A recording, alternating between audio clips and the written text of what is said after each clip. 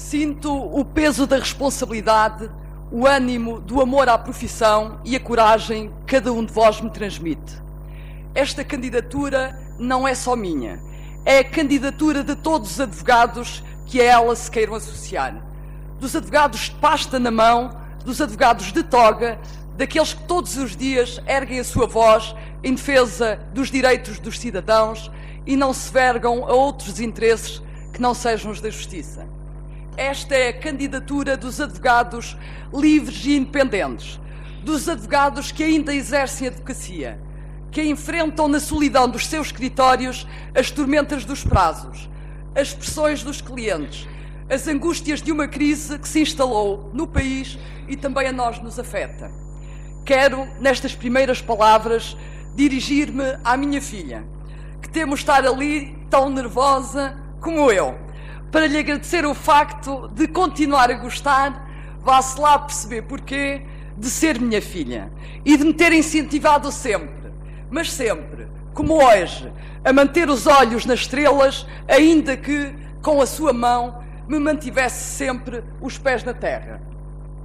Quero referir-me ainda ao Dr. António Marinho e Pinto, um homem que nunca vacilou ou transigiu nos seus ideais e princípios, que travou todas as batalhas, por vezes sozinho, sem tréguas, sem hesitações, determinado pela força das suas convicções e sempre, mas sempre, sem medo. Recusou-se a viver de joelhos como bastonário e enfrentou os fortes e poderosos, sem nunca ter sido arrogante com os fracos, nunca pegou pelo silêncio quando se impunha que falasse. Com o estilo que é próprio, que tantos criticaram, não desanimou, não desistiu, não capitulou, e hoje estou aqui, sem medo, determinada pela mesma coragem, a coragem que ele, nestes 2 mandatos em que eu o acompanhei, também me ensinou a ter. O meu compromisso também é com ele e perante ele. Seguirei os meus próprios passos, mas não me abrigarei na penumbra cinzenta que não conhece vitórias nem derrotas. Assumirei todas as lutas, mesmo as que possa perder, sempre determinada pela defesa intransigente dos interesses dos advogados. A advocacia está hoje ameaçada enquanto profissão liberal. E é chegado o tempo em que os advogados ou se decidem unir e falar a uma só voz, ou então estão definitivamente condenados a ser uma profissão desrespeitada, sem prestígio e capacidade de influência. Hoje vive-se uma crise transversal, sente-se um descrédito generalizado das pessoas nas instituições democráticas e um particular descrédito na justiça. Ninguém acredita na capacidade de se realizarem reformas, as reformas imprescindíveis às necessidades da sociedade atual e do país inserido numa Europa egoísta e num mundo globalizado. Meus caros, a verdadeira generosidade para com o futuro consiste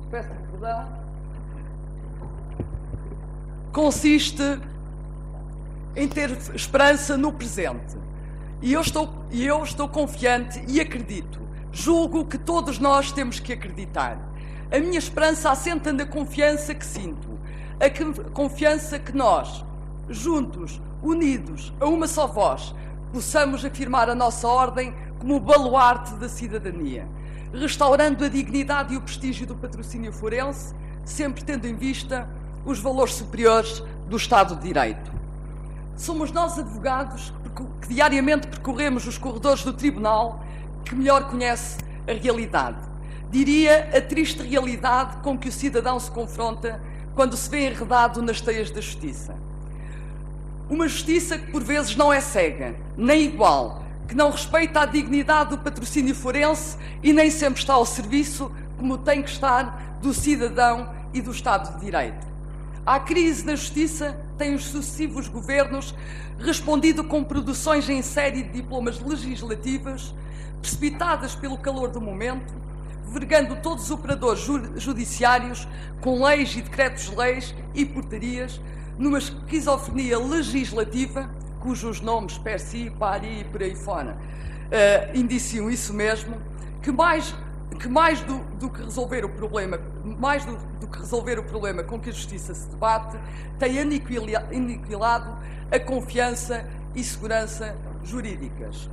Os tribunais deixaram de estar ao serviço do cidadão para estarem, sobretudo, empenhados em decifrar as leis substantivas, e processuais, tantas vezes ininteligíveis, que mudam ao sabor dos interesses político-partidários ou das pressões e emoções do caso concreto. Não há jurisprudência consolidada e a certeza jurídica passou a ser uma miragem. Os juízes estão enredados em procedimentos burocráticos que os funcionalizam e os afastam daquela que é a sua missão essencial: administrar a justiça em nome do povo. Hoje, nenhum advogado tem confiança no seu próprio conhecimento e a propositura de uma ação, de qualquer ação, é precedida de uma vasta investigação para determinar o tribunal competente, a espécie processual e a tramitação a que obedece. Aquilo que eram as nossas certezas transformaram-se com esta esquizofrenia legislativa, quer em quantidade, quer em qualidade, nas nossas maiores dúvidas e inseguranças. Meus caros colegas, somos nós advogados quem melhor sabe o que está mal. Somos nós advogados que temos com uma ação responsável, persistente, mobilizada, forte, interventiva, que ser o motor da verdadeira reforma da justiça. Impõe-se consolidar que a justiça é igual para todos. Uma justiça igual para ricos e para pobres. Uma justiça que não condena o pequeno furto para depois absolver ou deixar prescrever as grandes burlas. Uma justiça em que o cidadão acredite. E uma justiça em que o cidadão acredite tem que ser necessariamente uma justiça em que nós, advogados, acreditemos. Portugal foi recentemente, mais uma vez, notícia com a divulgação do relatório da Comissão Europeia para a Eficiência da Justiça pelos piores motivos. Portugal foi o país que, em 2010, levou mais tempo a resolver em primeira instância os processos civis. 1096 dias. Um número 8 vezes superior ao da média europeia. É um problema que afeta o advogado, que abala o cidadão, mas, sobretudo, constitui um entrave inultrapassável ao crescimento económico. Como referiu a Comissária da Justiça e Vice-Presidente da Comissão Europeia, a atratividade de um país, enquanto um lugar para investir e fazer negócios, é, sem dúvida, impulsionada por um sistema judicial independente e eficiente. Quero participar, como bastonária da Ordem dos Advogados, nesta mudança, na construção de um novo paradigma para a justiça. Quero acreditar, quero, sobretudo, que todos nós acreditemos. Quero que os advogados portugueses possam afirmar, com convicção, aos seus clientes que confiam na justiça portuguesa. Para isso, meus caros, a Ordem dos Advogados tem que continuar a luta que tem travado, denunciando o que está mal e participando ativamente na construção de um modelo que acompanhe as transformações económicas e sociais da sociedade e as exigências de desenvolvimento do próprio país. A Ordem dos Advogados tem que se manter na primeira linha do combate ao anunciado mapa judiciário, à concentração, desqualificação ou encerramento de tribunais. A reorganização judiciária prevista pode servir os interesses estatísticos dos políticos e atrair a simpatia das grandes sociedades de advogados, mas afasta definitivamente o cidadão dos tribunais e arrasta consigo a degradação do próprio Estado de Direito. Temos assistido paulatinamente ao recuo das leis progressistas em matérias de direitos e garantias individuais. Não queiram agora também eliminar o direito fundamental do cidadão de acesso à justiça e aos tribunais. E não se invoca a Troika para justificar este retrocesso civilizacional, já que no memorando de entendimento e subsequentes revisões consta como medida essencial para o sistema judicial português o combate à morosidade da justiça e a alteração da estrutura judiciária no que diz respeito ao controlo da gestão dos tribunais, sobretudo com vista à eliminação das pendências. Meus caros, enquanto se legislar tanto e com tão pouca qualidade em Portugal, não haverá nunca, mas nunca, celeridade na justiça. A justiça é um bem essencial e a sua prestação ao cidadão constitui uma obrigação do Estado. Não pode ser privatizada, não pode ser alienada, não pode ser vendida ou transacionada. para escamotear a incapacidade do Estado em assegurar essa função constitucional, tem-se assistido a uma vergonhosa privatização da justiça, recorrendo a manobras de desjudicialização que tantas vezes atentam contra a dignidade do próprio cidadão. Hoje faz-se justiça um pouco por todo lado, nos cartórios e nas conservatórias, nas repartições públicas, nos centros privados de mediação e arbitragem. Parece querer fazer-se justiça em todo lado, exceto nos tribunais. Estas medidas de desjudicialização são acompanhadas de uma recomendação mais ou menos expressa ao cidadão: a desnecessidade de estarem representados por advogados.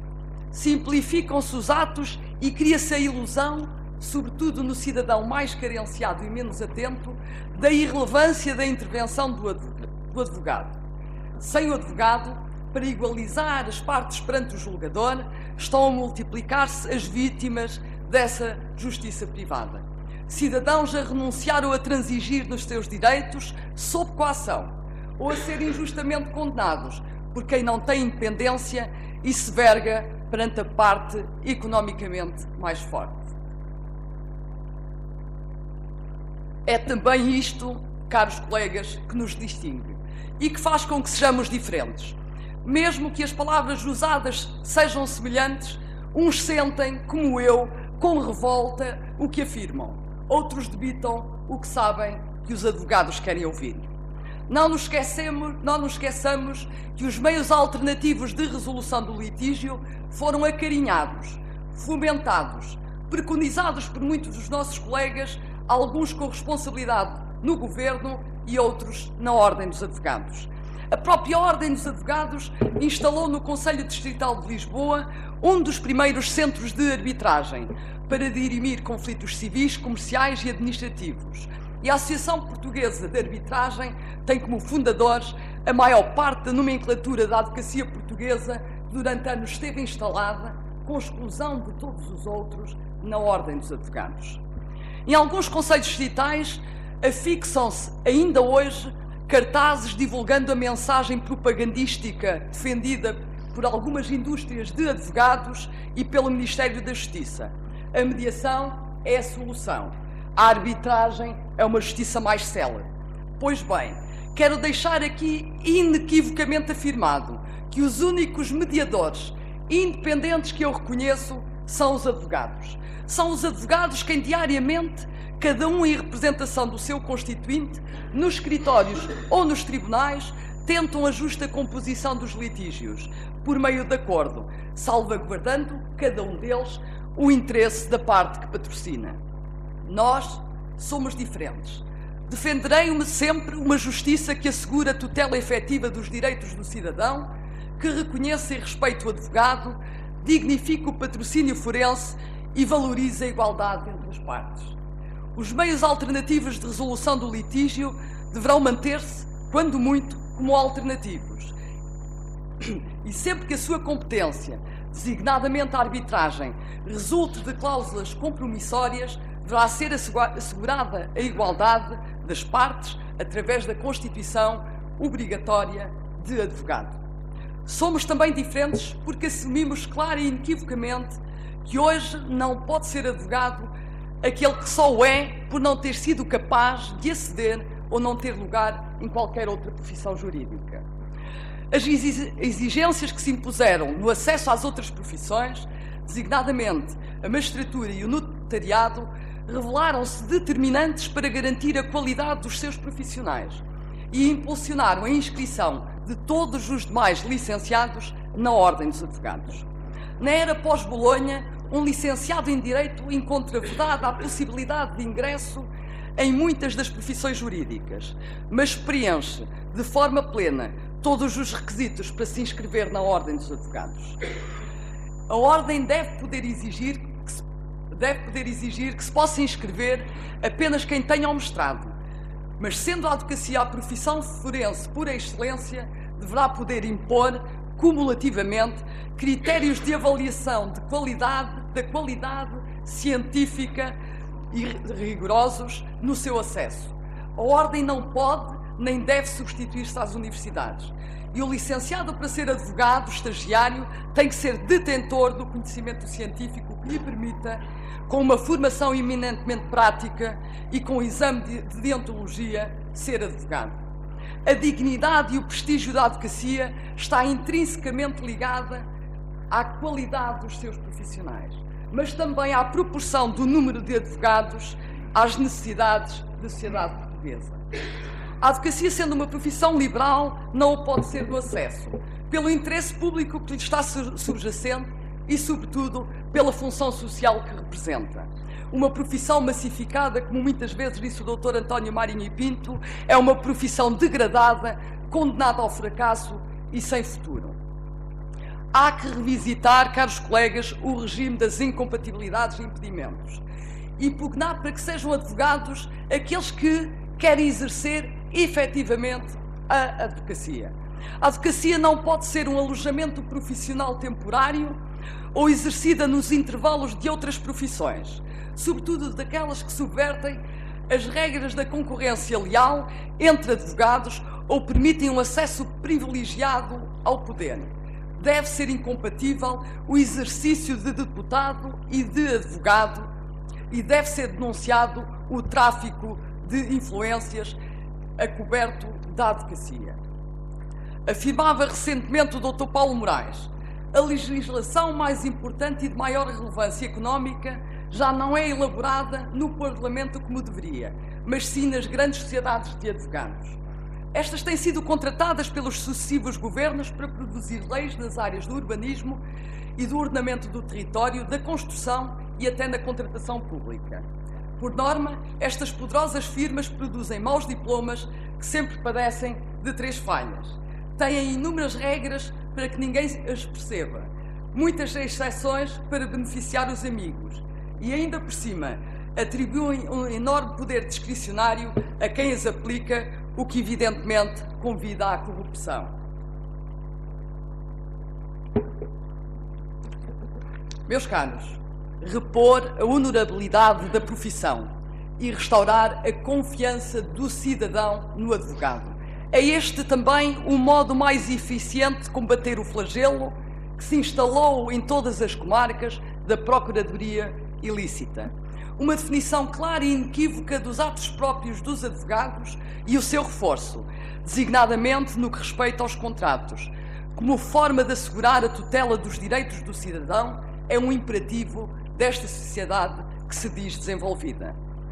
Aos jovens advogados há que abrir caminho para que se possam afirmar na advocacia, pela sua qualidade e rigor técnicos, proporcionando-lhe uma formação contínua, adequada e com cobertura nacional, com uma bolsa de formadores dinâmica e multidisciplinar.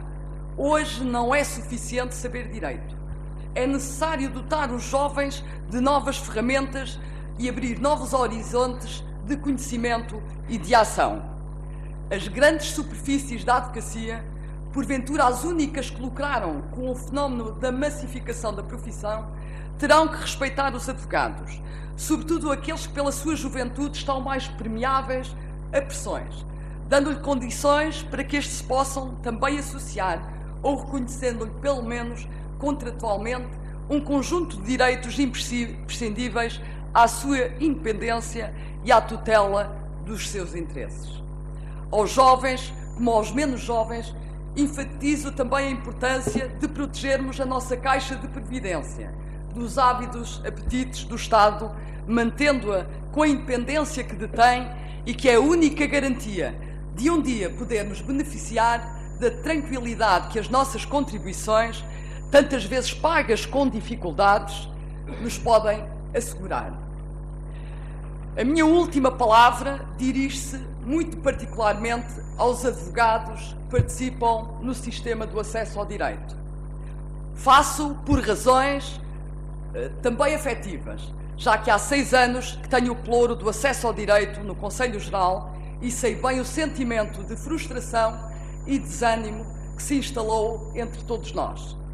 A frustração de quem presta os seus serviços e não recebe os honorários devidos. A frustração de quem tem tantas vezes de pagar para trabalhar, fazendo face às despesas do processo e deslocando-se com os seus próprios meios. Desânimo perante a campanha persecutória encetada pelo Ministério da Justiça e que atenta contra a dignidade e prestígio de toda a advocacia e particularmente dos advogados que prestam apoio judiciário. Em 2008, logo após a tomada de posse do atual bastonário, lutámos com todas as nossas forças contra um sistema que previa o pagamento de cerca de 5 euros por mês para cada processo, sem ressarcimento de despesas, já que estavam incluídas nos abastados honorários. Vencemos essa batalha e contribuímos para a dignificação do patrocínio oficioso ao excluirmos a participação dos advogados estagiários no sistema do acesso ao direito, assumindo inequivocamente que o cidadão, sobretudo o cidadão mais desprotegido, tem que ter a garantir os seus direitos, a defender a sua liberdade ou património, um advogado e não um estagiário que ainda esteja em formação. Concebemos o SINOA, que interage com todas as entidades e operadores judiciários que contactam com este sistema do acesso ao direito. As nomeações deixaram de ser feitas por juízes, polícias ou funcionários públicos, tantas vezes em funcionários judiciais, peço desculpa, também são públicos, tantas vezes em função de critérios de simpatia para serem feitas exclusivamente pela ordem dos advogados. Deixou de haver colegas a ganharem milhares de euros, tantas vezes sem disponibilidade para assegurar um número tão elevado de processos no apoio judiciário, quando outros, na mesma comarca, não tinham ou tinham um número muito escasso de nomeações. Hoje temos um sistema que é cego, que não escolhe o advogado em função da visibilidade mediática dos processos ou da sua remuneração. Compreendemos o atual ataque que o Ministério da Justiça faz ao sistema. Sabemos como o fazem e sabemos por que o fazem. Sabemos os interesses que serve a implementação do SICAS, plataforma da contenção da dívida ao serviço da Ministra da Justiça e da descredibilização pública dos advogados. Mas, meus colegas, não se iludam. Muitos dos que hoje vertem lágrimas de solidariedade são os mesmos que em 2008 boicotaram o atual sistema, patrocinaram ou ajudaram a patrocinar ações de advogados estagiários contra a Ordem dos Advogados e aplaudiram a Sra. Ministra quando ela, no Congresso em 2011, insultou o bastonário e, através dele, insultou toda a advocacia portuguesa.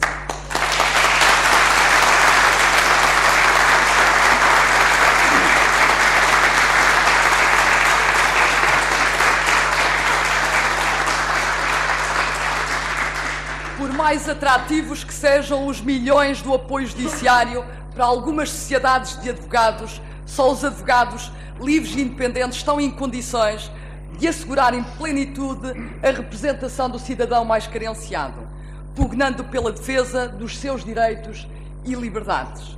A participação voluntária dos advogados e a sua independência em relação a outros poderes implica, contudo, que também o Estado assuma a responsabilidade de pagar pontualmente a compensação devida pelos serviços que estes prestam. Na verdade, o atraso sistemático no pagamento dos honorários e a falta de reembolso de despesas pode condicionar a participação no sistema do acesso ao direito, pondo em causa o seu regular funcionamento e a qualidade dessa mesma participação. Neste contexto, reitero as conclusões da comunicação que fiz ao Congresso e que mereceu e que não mereceu aprovação por parte dos delegados eleitos, se bem que desconfio que a esmagadora maioria não participava neste sistema do acesso ao direito. Primeira conclusão: um Estado de Direito democrático tem que contemplar e dar conteúdo efetivo ao direito constitucional do acesso ao direito e aos tribunais. O acesso ao direito e aos tribunais deve ser assegurado por advogados independentes e livres e não por advogados funcionalizados ou por funcionários públicos. A funcionalização da advocacia constitui um retrocesso na defesa dos direitos, liberdades e garantias dos cidadãos. A gestão integral do sistema do acesso ao direito e aos tribunais deve ser assegurada pela Ordem dos Advogados, reequacionando-se o seu modelo de financiamento, designadamente criando-se um modelo que transfira para a Ordem dos Advogados antecipadamente o montante necessário ao seu integral financiamento. Meus colegas, nesta caminhada que hoje se inicia, não é a minha intenção vender, mesmo que seja por e-mail, aos berros, na expressão de Nietzsche, ou recorrer ao insulto fácil, mas ignóbil. Não sou assim, nunca fui assim, jamais serei assim. Privilegiarei o contacto direto com os colegas, aprenderei convosco, com todos, e estou convencida que, em conjunto, da dialética dos nossos pensamentos, resultará desenhado o futuro da advocacia portuguesa.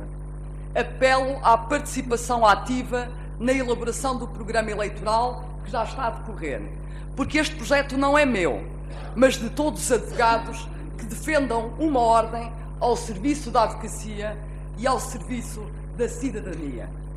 Uma palavra de agradecimento ao Dr. Vítor Marques Moreira e à doutora Joana Sá Pereira, ambos advogados de toga, combativos, mobilizados, com confiança no futuro e que aceitaram o meu repto e apresentarão no âmbito desta candidatura, respectivamente, lista ao Conselho Distrital de Lisboa e ao Conselho Distrital do Porto. Desejo-lhes o maior sucesso, porque é também deles que depende este projeto de uma ordem, uma só voz, que sinta a justiça e marque a diferença. A todos que ativamente estão neste projeto, integrando listas, participando na divulgação da nossa mensagem e mobilizando os colegas para a importância desta eleição, aos meus colegas e amigos do Conselho Geral, aos colegas da minha comarca aqui presente, e faço referência porque disto a 500 km de Lisboa, na pessoa de Dr. Adérito Pires, de resto o meu patrono, o meu muito obrigada. Aos que nas redes sociais têm estado ao meu lado, dando-me o apoio e a força de que preciso, quero também agradecer a confiança que depositam em mim.